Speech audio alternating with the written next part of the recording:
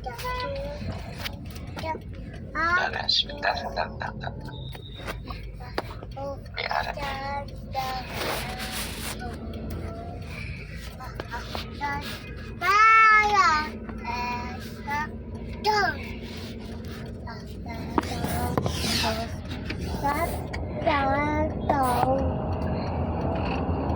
Ini ya, ini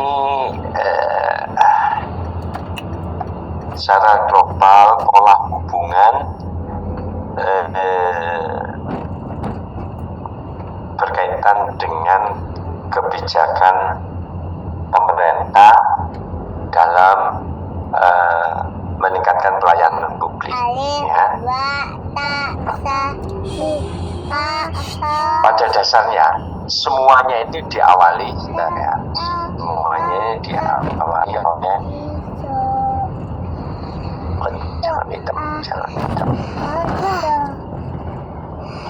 ya, layanan publik. Kelihatan enggak ya? Catatan goreng. Kelihatan Pak Eko. Oke, sip. Jadi tema utama tuntutan pemerintah belajar tentang pemerintahan ya. Tutup belakang sana. Coba kalau kita merenungkan ya, pemerintahan itu pada dasarnya semua pemerintah di dunia ini, baik dengan berbagai macam sistem politik maupun sistem ekonomi yang dianut, itu pasti larinya ke sini kan, kesejahteraan kan? Ya. Pasti larinya ke sini, pasti bisa. Pertanyaannya gimana cara mewujudkan kesejahteraan ini kan, gitu.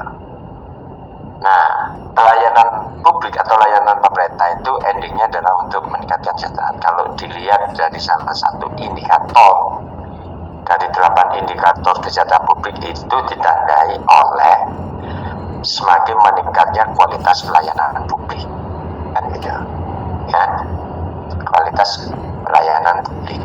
Jadi tujuan pemerintah membuat apa saja itu sebetulnya untuk meningkatkan kualitas pelayanan publik.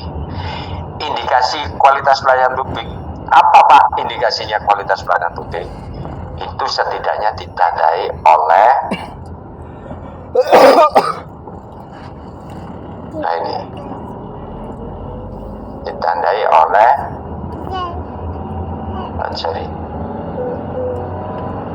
kepuasan. Jadi kalau masyarakat itu puas, maka dia kualitas pelayanannya bagus. Tahu puas nggak puasnya dari mana Pak? Ya nggak ada keluar. Ya nggak melulu Pak, nggak melulu kan bukan berarti dia puas. Bisa jadi bentuk apatisme. Setidaknya tidak banyaknya keluhan terhadap pemerintah itu menunjukkan masyarakat puas secara normal ya. Tapi ada juga negara atau pemerintah atau satu kondisi satu bangsa yaitu kemarin saya cerita tentang fatalisme gitu ya, orang-orang yang pasrah pada keadaan. Contohnya orang haji. Ingat kisah haji kita yang pernah kelaparan, terlambat makanannya, atau itu kan Duduk di tengah, duduk yang baik. ya buktinya orang tetap berangkat haji menggunakan pemerintah gitu ya. Artinya kan mereka tetap berhaji gitu ya. Dan ironinya dari pihak penyelenggara kan selalu mengatakan ini haji ini ujian gitu. Ujian, harap bersabar. Itu cara mereduksi ketidakbagusan kita dalam pelayanan kan gitu. Jadi endingnya coba kamu perhatikan, semua hal ini adalah kesejahteraan. Upaya wujud kesejahteraan itu ditandai oleh tidak adanya keluhan, kualitas pelayanannya bagus ya. Tidak ada konflik, tidak ada demo dan sebagainya. Kamu lihat di beberapa negara di Eropa itu seperti Swiss, Finlandia, Norwegia, ya negara paling bahagia itu Finlandia ya. Semua itu hampir nggak ada keluhan pada layanan pemerintahnya kan gitu ya. Tapi seperti negara kita banyak sekali tantangannya. Nah, banyak sekali tantangannya. Nah, saudara-saudara sekalian, ketika ngomong layanan publik, kita seringkali dijumbukan itu seringkali dibentrokkan dengan layanan administrasi pemerintahan. Padahal itu dua hal yang berbeda. Jadi ketika ngomong tema pelayanan, itu ada dua hal yang harus kamu perhatikan. Satu tentang layanan publik, dua tentang layanan administrasi pemerintahan. Apa bedanya Pak Eko? Layanan publik itu adalah aktivitas kegiatan yang sifatnya eksternal, sedangkan layanan administrasi adalah kegiatan layanan yang bersifat internal. Nah, itu aja. Ya, internal.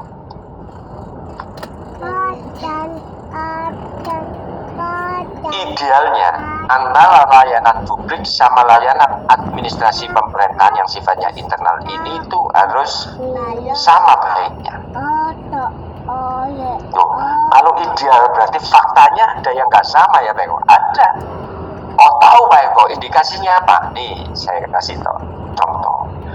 Kalau diantara di saudara-saudara ini terlibat di dalam survei penilaian integritas KPK 2024, ya, itu ada yang menurut saya inleh.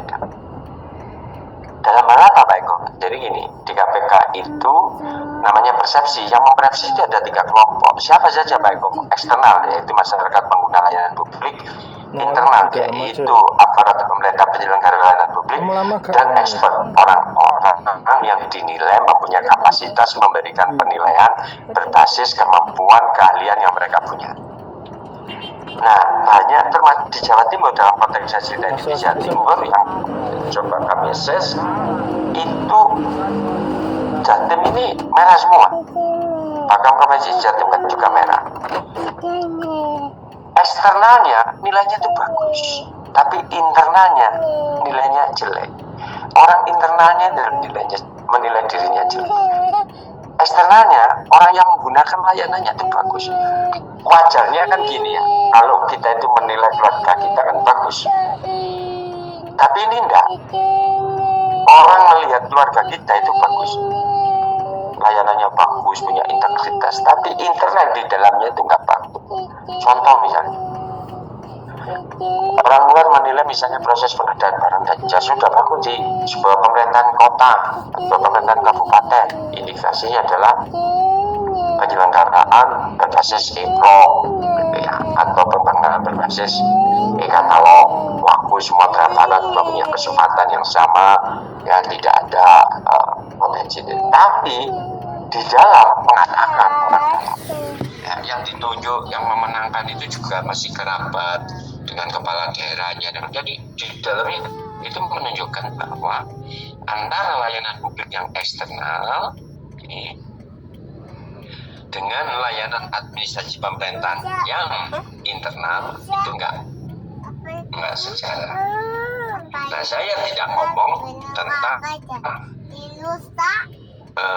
bagaimana mengidealkan keduanya, tapi saya ngomong gimana caranya supaya dua-duanya bisa dicapai dalam konteks ideal.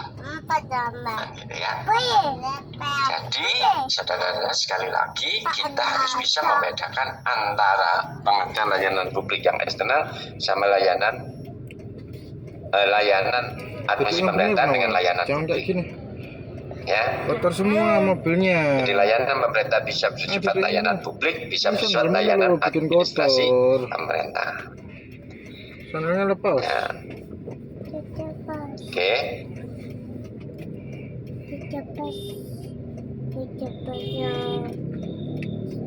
Nah, layanan publik itu bisa dari berbagai macam sektor, ya. Ada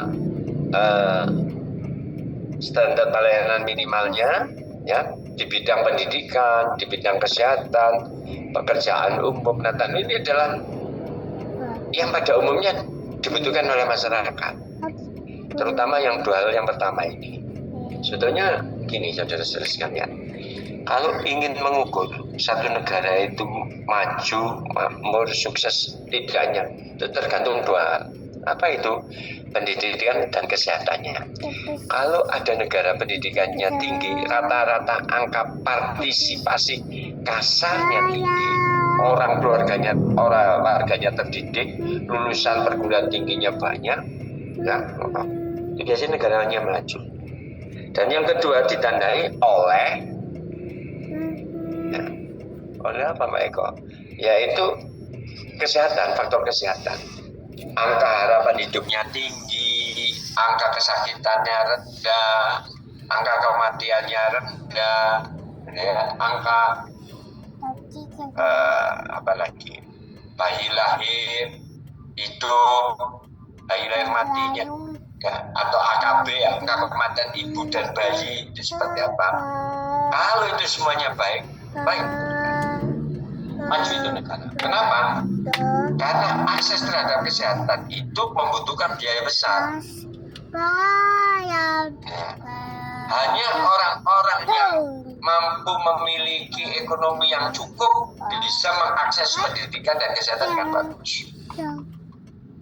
Atau hanya negara yang mempunyai uang yang cukup mampu menyelenggarakan pendidikan dan kesehatan gratis yang bagus. Kesehatan gratis dan bagus. Kalau gratis yang bagus mungkin mudah, tapi gratis bagus. Jangan dilusain Yang aku susah. di sini tuh. Enggak. Ya. Tapi dia kamu nanti. Enggak. Apa? Enggak. Apa? Enggak. Nah, Enggak. jadi dua hal pertama ini yang paling penting. Enggak. Saudara-saudara sekalian, dengan pelayanan publik Apa? dan SPM, ya, Enggak. dan pelayanan minimal. Enggak. Pekerjaan umum, penataan peluang bagaimana akses terhadap upaya mencari kerja berkaitan dengan RDTRK, tata ruang kota, tata ruang wilayah, DTRW-nya, ya, dan sebagainya itu. Enggak. Ini bagus enggak? Awas, Tidak namanya ada konflik, bener kita Pak nggak sih. memperhatikan. Ya, negara-negara sebagian negara-negara di Eropa itu Ya. kriminalitasnya itu rendah. Kok tahu Pak? Olehnya penjaranya kosong sampai mau mengimpor apa ini tahanan.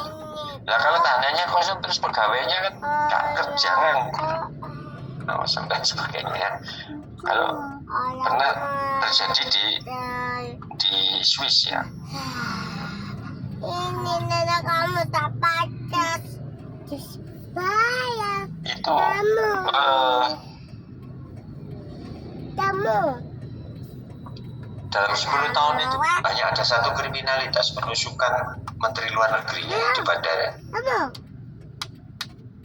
10 tahun nih baru ada satu tindakan kriminal. Kalau di Indonesia ya menita. Hari gini belum nusuk orang, hari gini belum malah orang, hari gini baru nempeleng orang, gitu ya. Mama.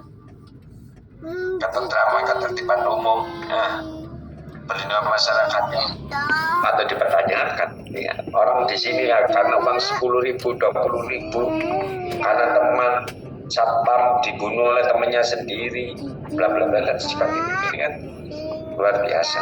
Ya. Anyway, apapun yang penting bahwa kita paham sekarang ketika ngomong layanan pemerintah bisa bentuk layanan publik yang eksternal maupun layanan admin pemerintahan yang ke dalam.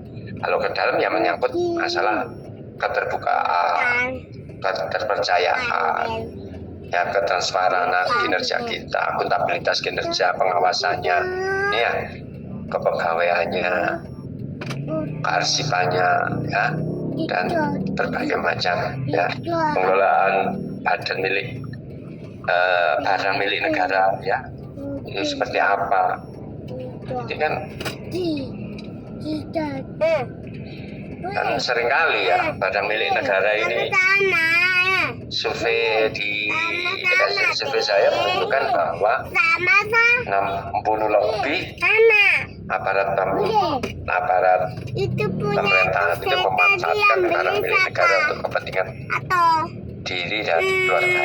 Nah ini kan jangan hal yang kurang bagus ya. Duduk yang benar, jangan ramai. Nah, upaya-upaya mencapai ini saudara-saudara yang kemudian pemerintah melakukan berbagai hal.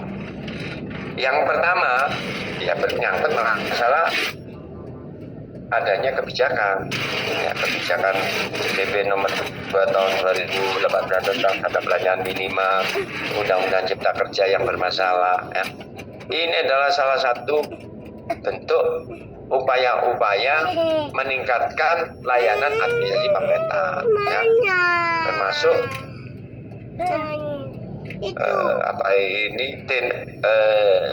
teknis apa digunakan untuk mewujudkan standar pelayanan minimal, ya. Aktivitas ekonomi seperti apa. Nah, Makan enggak ini? dari sinilah yang kemudian menggunakan dalam rangka untuk mewujudkan standar pelayanan minimal ini SPM. Ini ya.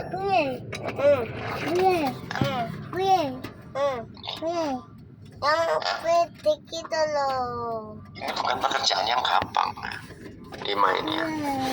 Ya. Maupun ekonomi, ya, dagangan, bisnis, industri, penyiaran, ya, dan lain-lain. Ini bukan pekerjaan yang gampang. Ya, Undang-Undang Cipta Kerja ini bagus, tapi ya prosesnya aja yang bermasalah. Nah, untuk mewujudkan ini semua, maka ada yang namanya transformasi digital. Ada proses perubahan bermanfaat digital untuk meningkatkan kualitas pelayanan publik. Ya. Menggunakan teknologi untuk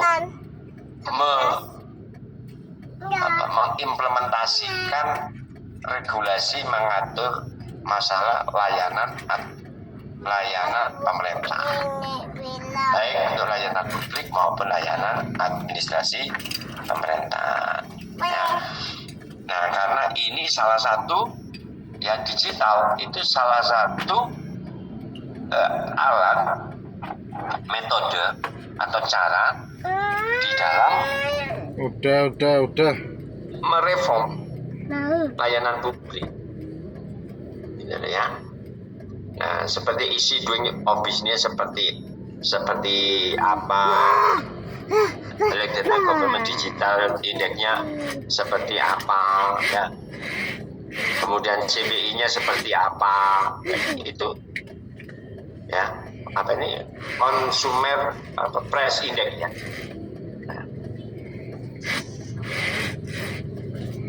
ini parameter-parameter untuk menunjukkan seberapa bagusnya bentuk layanan pemerintah, baik yang eksternal maupun yang internal. Ya,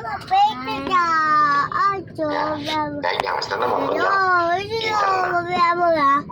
Nah, itu saudara-saudara sekalian. Jadi kalau ini adalah parameternya, kalau ini adalah metode atau alat, ya, ini adalah yang yang mau dicapai, ya, bentuknya adalah ini. Oke, sampai di sini bisa dipahami. Pak, mohon izin bertanya Pak Eko. Ya, Ya Pak, terkait dengan pelayanan publik tadi Pak Eko, saya pernah membaca Pak sebuah opini di media online.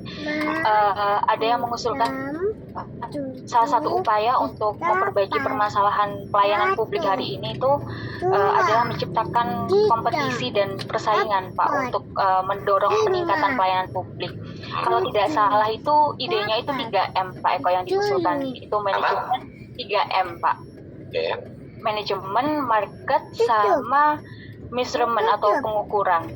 Ini dalam konteks ide market nih Pak yang kemudian saya highlight. Nah, tentu ini juga terlepas dari ide tadi nih Pak terkait dengan transformasi digital begitu Pak Eko. Nah, yang menulis itu punya pendapat bahwa kondisi pelayanan publik saat ini itu masih banyak kendala, termasuk adanya patologi birokrasi, kemudian budaya birokrasi yang belum mencapai target reformasi birokrasi itu karena ada organisasi pemerintah itu tidak punya saingan begitu Pak. Nah, dari adanya strategi ini tuh diharapkan itu ada ruang untuk masyarakat itu memilih dalam menilai layanan publik. Jika layanan publik pemerintah itu jelek, maka masyarakat itu bisa kemudian berpindah ke sektor swasta yang kemudian juga menyediakan pelayanan itu, begitu Pak idenya. Nah, kalau menurut Pak Eko ya Pak, bagaimana soal ide ini Pak? Saya satu sisi itu sepakat bahwa memang penting adanya persaingan yang kemudian seringkali itu mampu untuk memacu kinerja sebuah organisasi. Tapi satu sisi kok saya sebenarnya agak tidak sesuai ya Pak dengan makna pelayanan publik itu sendiri yang menjadi sebuah kewajiban yang harus diberikan oleh pemerintah. Mungkin begitu Pak Eko. Ya. Memang gini ya, satu, segala sesuatu itu kalau tidak ada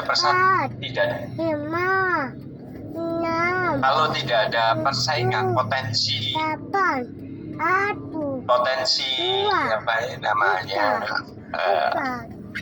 adanya peningkatan kapasitas itu rendah karena menganggap dia itu udah baik-baik saja kan gitu ya. Biasanya kan gini, sesuatu itu harus ada komparasinya, sesuatu itu bernilai jika dibandingkan kan gitu. Kita itu jadi tahu pinter karena ada orang bodoh kan. Memang di kursi kan kita itu sukses karena ada orang nggak sukses, tahu sukses kan gitu ya. Jadi komparasi itu penting untuk mengukur diri kita ya. Nah, karena adanya komparasi itu mestinya kemudian mengukur, menciptakan, mendorong, nge-push orang ya, push orang untuk menjadi lebih. Saya sepakat gitu ya. Ini yang kemudian jadi perdebatan tentang sistem ekonomi yang dipakai oleh satu negara kan gitu ya. Dia mau menggunakan sistem sosialis atau liberalis kan ya. Ekstrimnya kan seperti itu. Jadi kalau kita apa ini namanya belajar tentang ekonomi kan ada pertanyaan siapa yang memproduksi, itu kan menentukan sistem ekonominya kan. Nah, pada kelompok atau ekstrim ya kan, sebentar ya, saya sebentar.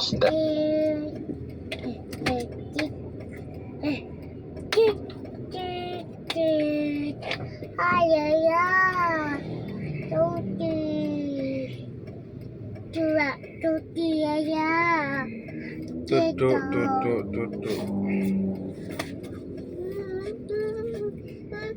Ya, jadi ekstrimnya kan ekstrim kanan kiri itu tentang siapa yang memproduksi. Nah, adik duduk, Mas duduk.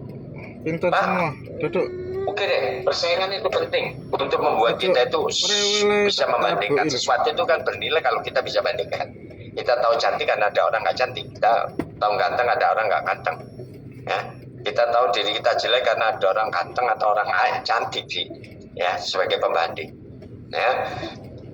Nah, orang kan cenderung menuju ke yang lebih baik kan. Ingat waktu saya cerita tentang organisme kehidupan, orang itu selalu bergerak kan. Organisme kehidupan selalu bergerak dari exist, survive, develop, and sustain. Semua pasti bergerak ke sana. Bisa nggak Pak kita ini ya bisa segini-gini aja ya. Yang penting kan masih exist, ya nggak maju. Padahal organisme kehidupan kan selalu upaya untuk jadi sustain. Contoh misalnya, berapa banyak yang namanya obat nyamuk itu, ya kan? Tapi nyamuk kan tetap ada. Berapa canggihnya itu obat nyamuk, tapi kan nyamuk tetap ada. nyamuk mampu beradaptasi, dia tetap sampai kapanpun nyamuk. Kalau nyamuk nggak ada terus cecak, gimana? Kan gitu ya. Kan itu terus menerus ada. Jadi sesuatu itu pasti bergerak. Nah, pemerintah ya nah mana yang kita anut. Nah, kalau pada negara sosialis sebetulnya teori sosialisnya Marxis itu kan sampai pada gini, jika nanti sudah situasi masyarakatnya itu sudah mapan, terdiri dan sebagainya, maka sosialis itu nggak perlu lagi sebenarnya, karena orang menjadi lebih bisa berkompetisi, gitu ya. Pada akhirnya buktinya apa Pak? Buktinya sosialis ya runtuh juga kan. Kan gitu. Orang perlu bersaing, nggak bisa. Orang itu perlu bersaing. Hidup itu asik kan ada persaingan. Nah, pemerintah kita ya, seperti yang Sulis tadi katakan, itu seperti menihilkan, menasbihkan atau mengabaikan pentingnya persaingan. Gitu. Bagaimana mungkin ya yang namanya migas, BBM, nggak ada orang beli BBM utang, kok rugi? Ya kan? Kok bisa merugi? Seperti apa? PLN ini monopoli, kok bisa utangnya banyak? Kan gitu ya. Nah, kalau kemudian pemerintah juga membuka persaingan, kalau bagaimana manajemennya? Ada yang masuk dengan 3M tadi gitu kan, itu mulai digunakan. 3M itu nggak cocok untuk di pemerintahan, tapi supaya pemerintah itu sadar bahwa 3M ya, itu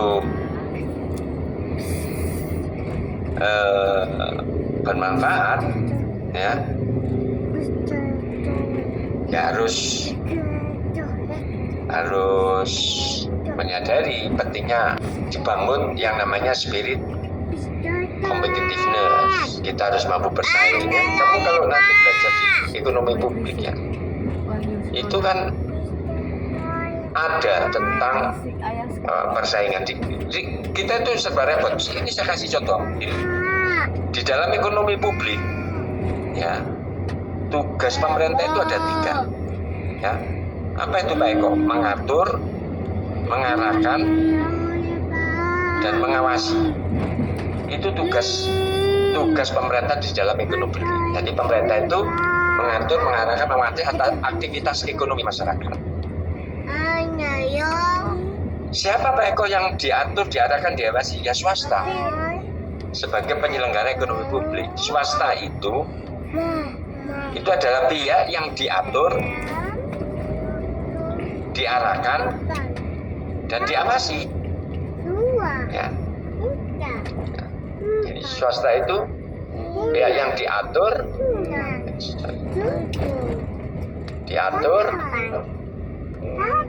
diarahkan, dan diawasi.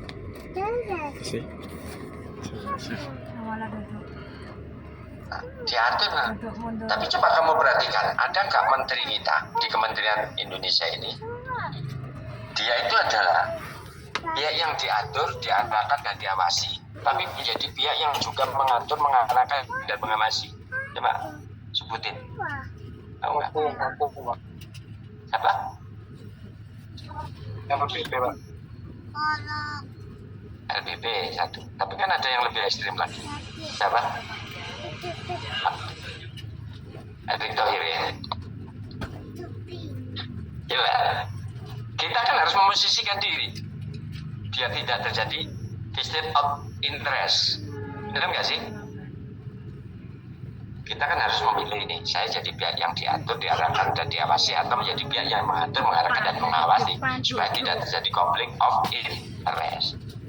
Nah kalau dia itu pengusaha yang seharusnya diatur, diarahkan dan diawasi, tapi dia menjadi pihak yang mengatur, terus gimana? Coba perhatikan. Dia adalah orang pertama yang tahu akan ada aturan itu, dan dia adalah pihak yang diatur, diarahkan. Coba kamu perhatikan. Konflik of interest galis. Nah ini ya, konflik of interest. Gimana kamu mau ngomong persaingan, Riz? Ngomong yang persaingnya dirinya, dia bersaing dengan diri. Ini nah, coba kamu lihat Pertamina kolap, Pertamina lagi bermasalah kan ya. Sekarang orang pada antri ke Shell atau BP gitu. Tapi yang punya BP siapa? Tahu nggak? Ya. Keluarganya Thohir ya kan gitu ya. Terus gimana? Jadi saudara-saudara sekalian ya, makanya merubah Indonesia ini agak susah nih. Gimana ini caranya ini? Ya mudah-mudahan ini Pak Prabowo ini sedikit demi sedikit ini ya membongkar. Bagus lah ini ya, membongkar diri sendiri. Susah loh itu, hebat. Menurut saya luar biasa ini. Kamu tahu nggak di beberapa WA itu saya lihat juga siapa sih ini? Direknya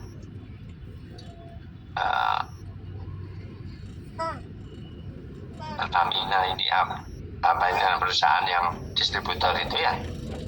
Nah, dia itu kapan hari itu diplot sebagai pembicara Rifa Sihaan itu apa direktur utamanya apa Pertamina apa Patra Niaga ya, ada talk show ya Senin 3 Maret 2025 jam 9 ya Zoom mencegah dan mendeteksi kecurangan atau fraud di industri migas, pembicara Rifa Sihaan katanya. Nah sebelum bicara malah kena masalah fraud adanya itu gimana ya?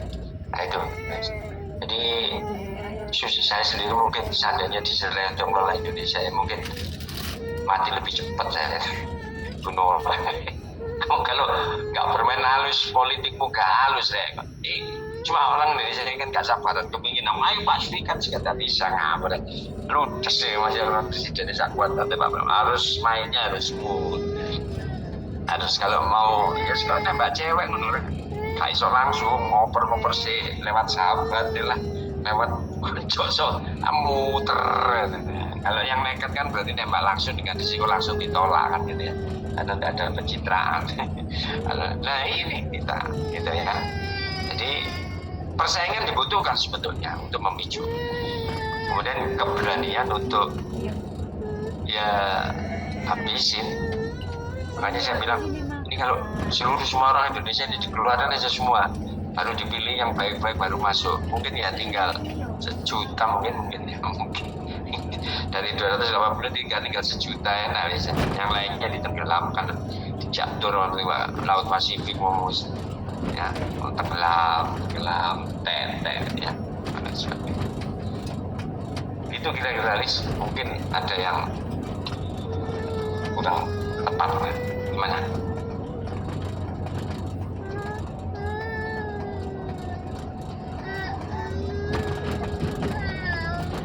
Gimana Lis, cukup?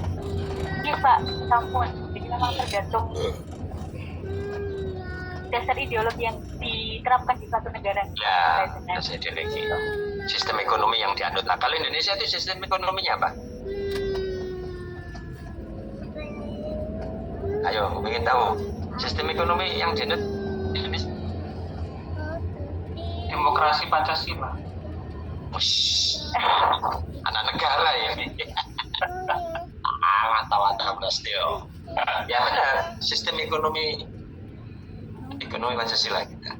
Nah, di dalam sistem ekonomi Pancasila coba perhatikan, ada 3 hal yang dilarang di dalam sistem demokrasi ekonomi di Indonesia. Sistem ekonomi demokrasi Pancasila ada 3 dilarang. Apa Pak Eko? 1, dilarang terjadi free fight liberalism. Tak boleh di Indonesia. Dengan kamu punya uang, punya modal, menguasai semua, dari semua hal kamu ambil alih. Siapa kuat dia yang menang, nggak boleh. Makanya kan ada kata angkat, anak angkat, pembinaan, dan nggak boleh. Kita tidak melarang free fight liberation, kebebasan bertarung seenaknya, sehingga orang seenaknya. Kemudian yang kedua, tidak boleh terjadi etatisme, peran negara yang terlalu besar. Etatisme negara mengambil semua aktivitas ekonomi, BUMN berkuasa sepenuhnya, tidak swasta, tidak boleh di dalam sistem demokrasi Pancasila. Yang ketiga, kita itu tidak boleh adanya monopoli, nggak boleh dari hulu sampai hilir. Makanya ada KPPU, Komisi Pengawas Persaingan Usaha. Prakteknya gimana? Ingin dong, prakteknya seperti apa? Konglomerasi itu adalah indikasi terjadinya free fight liberation. Uang satu perusahaan sampai ratusan dan sebagainya, dan menunjukkan pemodal besar dia yang berkuasa, dia yang berkuasa. Apa? Free fight liberation. Apa? Ya. Jadi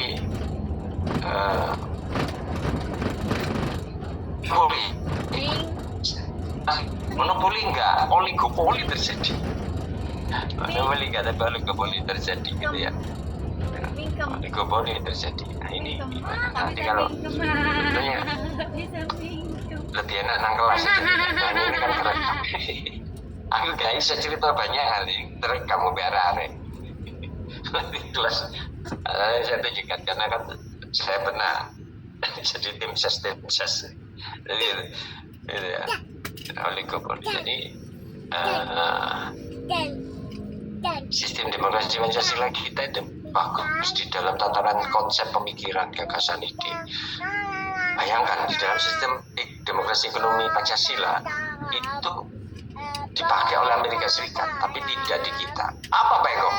Coba sebutkan 3 pilar pelaku ekonomi di Indonesia siapa?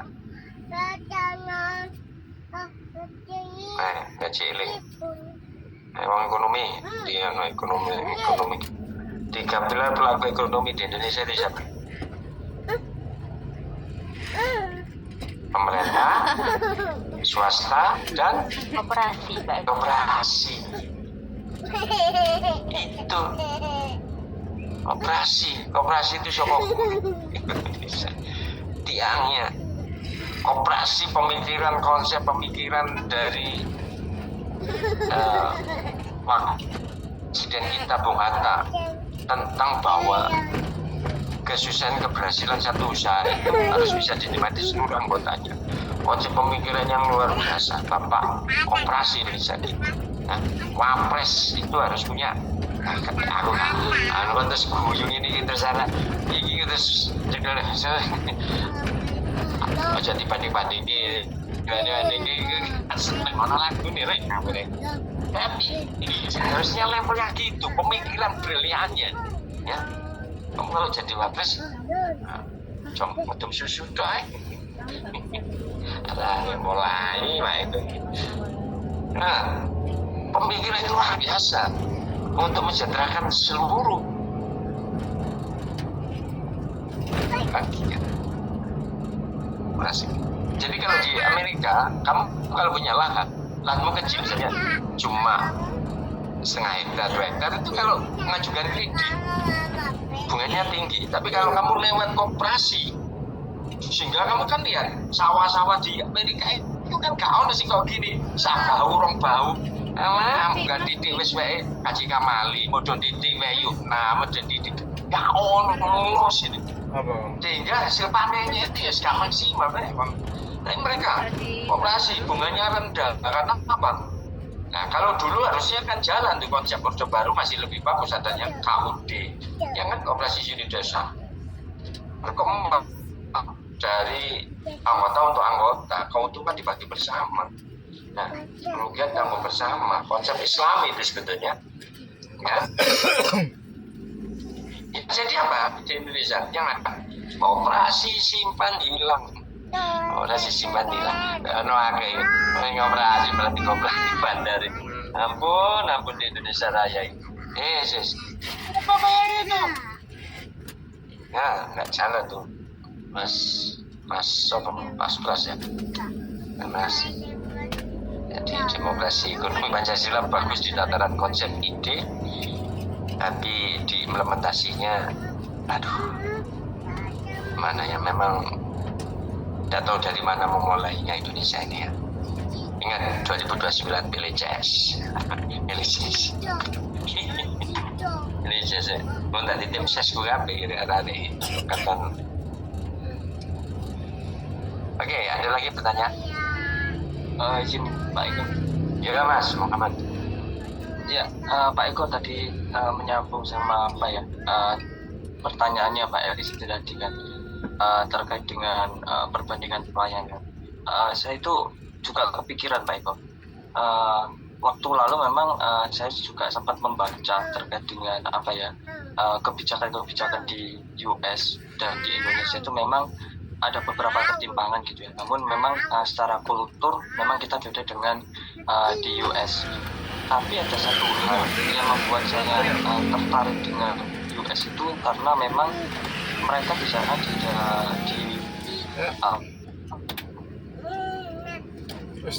supaya itu Apa? Gue Mas. Karena sistem pelayanan sistem pelayanan Boleh adanya kontrol lah. Yang diomong no Jakarta nih. jadi contohnya itu seperti transportasi Pak, katakanlah seperti perkeretaapian Indonesia itu Pak. Jadi memang kalau di sana kan memang kalau di Indonesia itu government to governance, kalau di sana itu government to dengan pihak swasta Pak. Artinya bahwa dua lingkup ini kan memiliki apa ya, perbandingan ketika memang pemerintah ini tidak sanggup di dalam memberikan pelayanan yang apa ya, yang prima terhadap transportasi ini. Jadi kayak yang di Bali Metro US itu kan sistemnya jelas Pak, mulai dari strategi plannya sampai tahun 2030, habis itu bagaimana keberlanjutan transportasi itu akan yang dilakukan. Jadi step by step itu akan terlihat gitu Pak. Jadi mungkin yang mau saya tanyakan itu bagaimana ketika memang penerapan kebijakan terhadap elaborasi antara pemerintah dengan swasta, namun tetap ada terlibat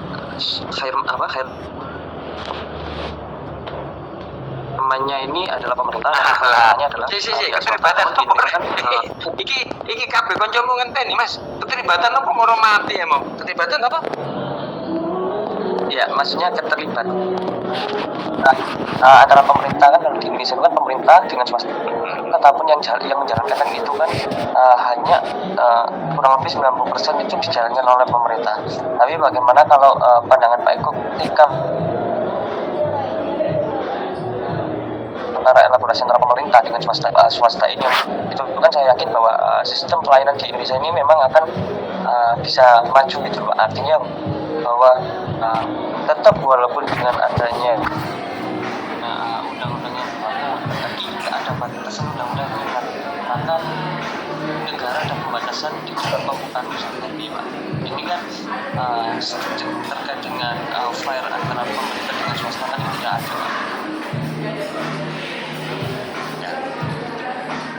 Oke, Mas. Ya, Mas. Cak Muhammad Kasan. Cak Hasan ini kan pengusaha ini protes ke ini. Itu mulai swasta kan pakai kesempatan. Enggak. Kan gini. Ya. Di ekonomi tadi kan ada pertanyaan dulu siapa yang memproduksi, atau siapa yang mendistribusikan, dan atau siapa yang mengalokasi. Kan gitu ya.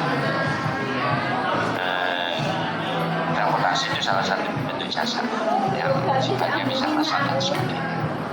Jadi kan mau langsung kereta antarnya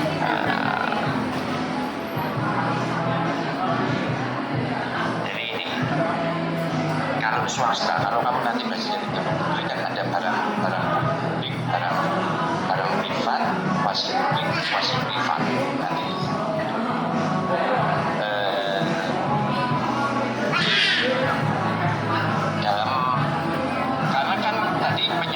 masalah siapa yang memproduksi kebetulan kan. Transportasi kebutuhan massal yang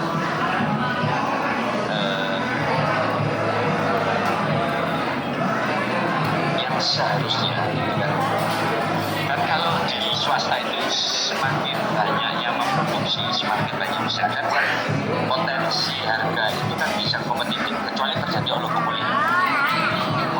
Kamu kalau pergi ke Kedung Doro itu coba perhatikan di jalan Kedung Doro itu yang rumahnya Surabaya itu pertemuan yang jual apa nih? Jangan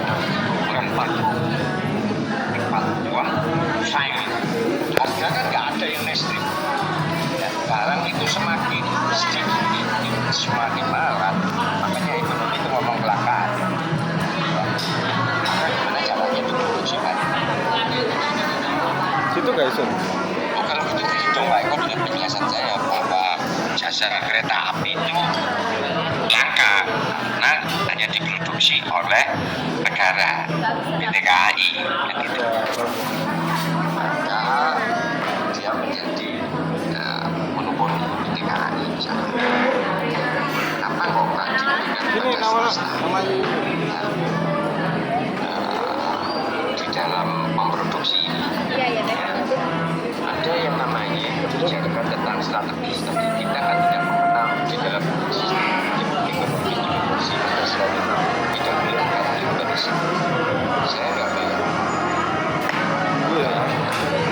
karena gini untuk membangun kereta api itu kan nggak bisa cuma Surabaya Sidoarjo kayak tol itu ada operator. Kenapa sih ada Tunggu sabar. kalau saya kan nggak perlu bikin Sidoarjo coba ada bikin Sidoarjo tol kan sangat murah. Lo pernah lo ngomong kalau itu pemilik operator salah nggak perlu bikin gara-gara operator merah Sidoarjo merah Paruan Sidoarjo lain operator akhirnya kalah dengan Sidoarjo. Untuk apa ini?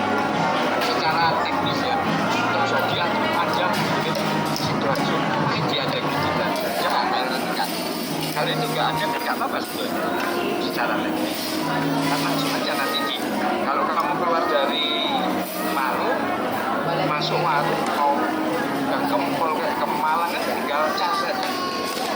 Cuma kan orang nggak tahu ini terus masuk operator mana ini kan gitu kan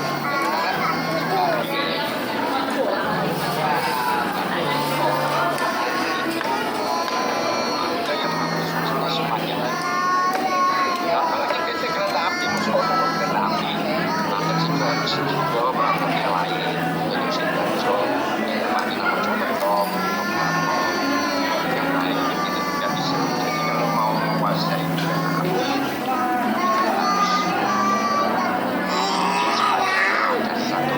Sabar.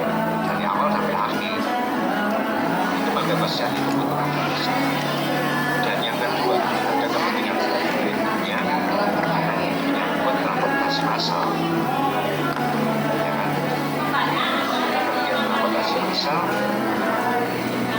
yang tidak menutup kemungkinan kemudian menjadi mahal karena ada kebijakan penugasan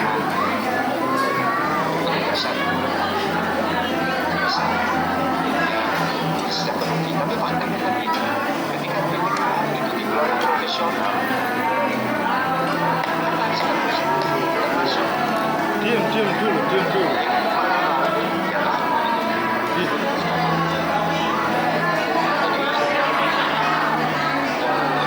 itu tergantung pengusaha dan kalau sebetulnya memakai pemerintah saja. Kalau saya selama masyarakat itu memiliki kemampuan ekonomi yang cukup sebaiknya masih dibahas.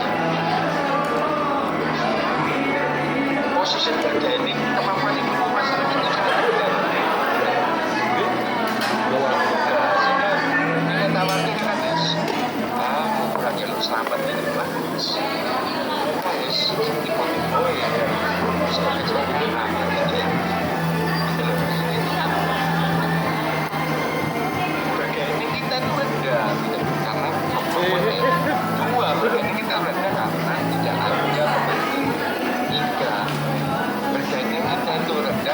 Ya, tunggu. Tunggu. Jadi masyarakat itu berdekatan tingkat demokrasi kita, begitu. Selama pemerintahan Jokowi, kamu perhatikan berapa banyak di mana yang berhasil. Kurang besar apa di cipta kerja ini. Sampai anak SMK itu, kalau sudah SMK itu biasa teman-teman bilang anak SMK ini sini kan.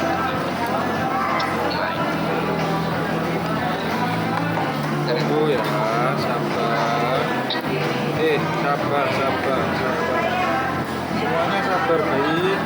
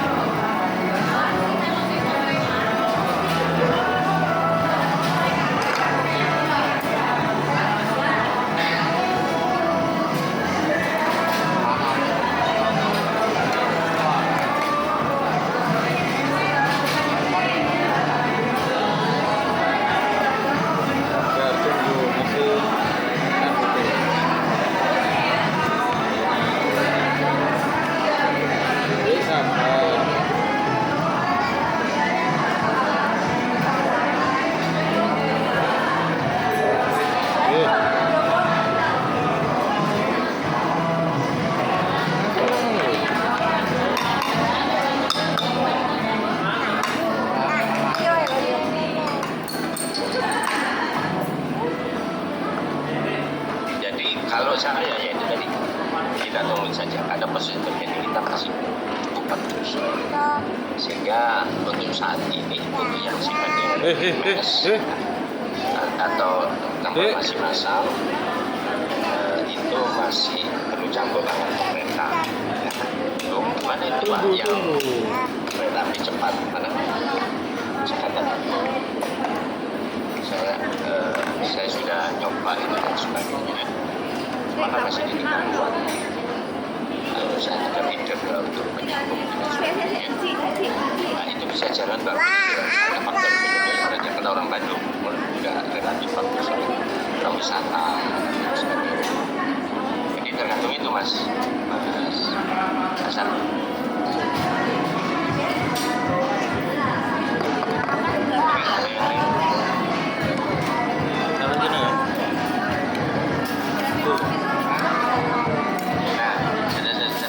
Saya minta maaf ya.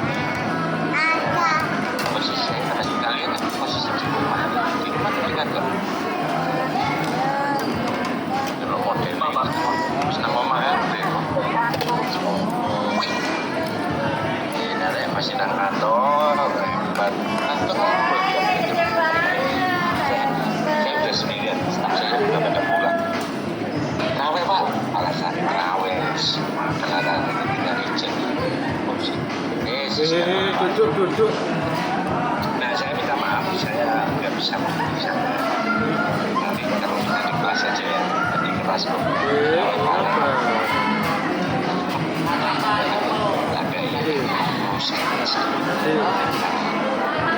ya, atap rata. Ini apa lah? Negeri juga lah. Sekarang ngomong nggak tahu deh. Sebentar. Informasi.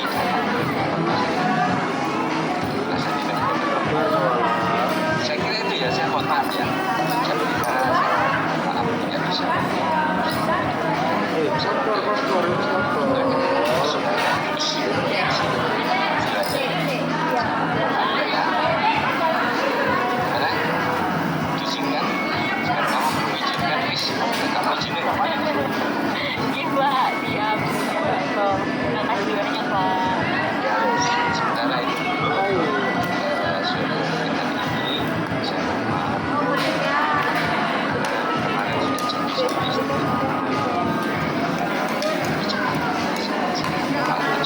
Jam 9 malam.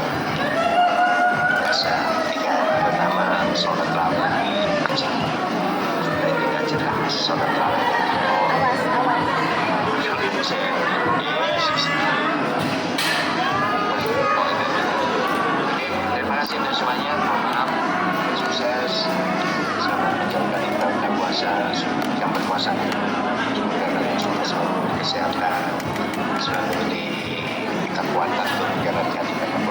dan sebagainya. Salam sehat, salam sukses. Assalamualaikum warahmatullahi wabarakatuh. Nanti jatuh.